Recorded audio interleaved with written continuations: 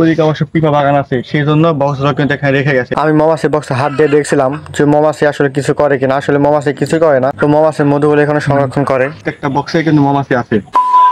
Viewers, আসসালামু আলাইকুম। তো আজকে আপনাদের সামনে নতুন একটা ভিডিও নিয়ে আসলাম। দেখেন বক্সে রেখে কিভাবে মধু সংরক্ষণ করে এবং প্রতিটা বক্সে কত টাকা খরচ হয় প্রতি মাসে, তা আজকে আপনাদের সামনে শেয়ার করব। তো এখানে দেখতে পাচ্ছেন অনেকগুলো কিন্তু বক্স আছে, প্রত্যেকটা বক্সে কিন্তু মৌমাছি আছে। তো প্রত্যেকটা বক্সে কিন্তু একটা রানী মৌমাছি থাকে, সেই রানী মৌমাছির কারণে কিন্তু প্রত্যেকটা মৌমাছি তার নিজস্ব জায়গায় আসে এবং এসে প্রতিদিন কিন্তু মধু সংরক্ষণ করে থাকে। তো আজকে আপনাদের সামনে প্রত্যেক ভিডিওই দেখাবো, তো দেখতে থাকুন। তো এখানে দেখছিলেন যে সবগুলো বক্স সারিবদ্ধভাবে এখানে রাখা আছে। এখানে বক্সগুলো পরিমাণ প্রায় 100-র উপরে হবে। তো বক্সগুলো দেখেন কত সুন্দরভাবে বাঁশের যে কাবাড়ি বলে সে কাবাড়ির উপর সুন্দর করে রাখা আছে। তো তারপরে দেখেন এখানে অনেকগুলো মৌমাছি ঘুরতেছিল। তো সেখানে গিয়ে আমি একটু নিচে দিয়ে দেখলাম যে আসলে এই পাশ দিয়ে মৌমাছিগুলো ভিতরে বক্সের ভিতরে ঢোকে।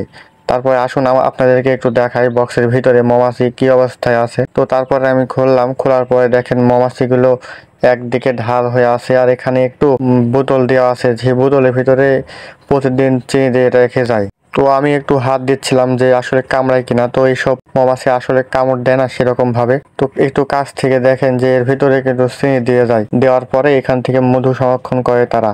তো আশেপাশে একটু পিপার বাগান আছে, তো সেখানে ফুল থেকেও যে মধু সংরক্ষণ করে নিয়ে আসে। তো বেশিরভাগ সব বক্সেই এখানে চিনি দেওয়া হয় ওই শিশির মধ্যে করে। তো প্রতিদিন যদি এখানে 300 থেকে 500 টাকা চিনি দেয়, তো তাহলে 1 সপ্তাহ পর্যন্ত যাবে। তো খরচ সেরকম হয় না, আবার হয়ও, এখন যেহেতু ফুলের মৌসুম নয়, তো তাদের একটু খরচ বেশি করতে হয় মধু সংরক্ষণ করার জন্য। তো মাস শেষে এখান থেকে তারা এসে নিয়ে মধুরা নিয়ে যায় বাজারে গিয়ে বিক্রি করে। তো এখানে দেখেন প্রায় অনেকগুলো বক্সে আছে, সারিবদ্ধভাবে রাখা আছে। তো এখানে একটা দেখছিলাম যে এই বক্সের বাহিরেও মৌমাছিটা একটু বের হয়ে আছে। তো হাত দিয়ে আমি একটু নাড়াচাড়া করলাম, তো আপনারা দেখতে পাচ্ছেন এখানে। তো ভিউয়ার্স, দেখলেন যেখানে অনেকগুলো মৌমাছি আছে, কিছু বক্স খুলেও দেখালাম। মৌমাছিগুলো কিন্তু কামড়ায় না, প্রতিদিন তারা কিন্তু প্রায় ভালোভাবে এখানে থাকে, মানুষজন তো কোনো বিরক্ত করে না। আবহাওয়াতে আমরা যখন মৌসুম আসে সরিষার ক্ষেতের, তখন কিন্তু আবহাওয়াতে এগুলো বক্স বেশি দেখা যায়। এখন আবহাওয়াতে কোনো সরিষার ক্ষেত নাই, ওদিকে অবশ্য পিপা বাগান আছে, সেই জন্য বক্সগুলো কিন্তু এখানে রেখে গেছে, যত মধুগুলো প্রতিদিন যখন ওখান থেকে নিয়ে এসে এখানে সংরক্ষণ করে তারা রাখতে পারে। তো আজকের ভিডিওটা এই পর্যন্ত থাকবে। তো আজকে ভিডিওটা এই পর্যন্তই।